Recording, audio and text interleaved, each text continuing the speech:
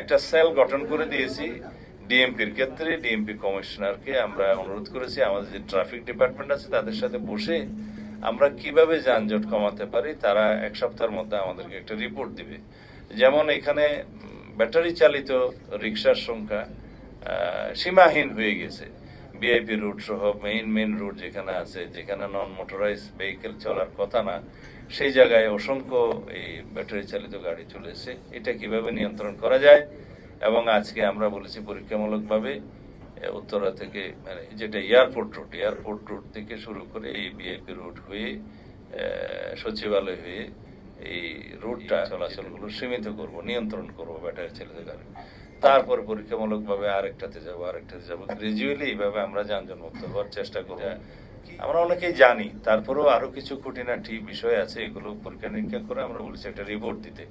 যেমন আমরা নিজেরাই ট্রাফিক সিগন্যাল মানি না। বামের লেনটা উন্মুক্ত থাকার কথা, বামের লেনে গিয়ে গাড়ি বসে থাকে।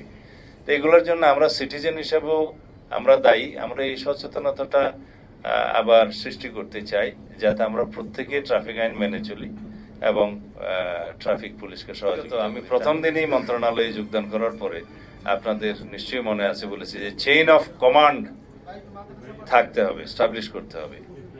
এখন যে প্রশ্ন আপনি তুললেন যে একজন ওসি সরাসরি মন্ত্রীকে ফোন করবে কিনা, সেটা আমরা এলাও করি নাই।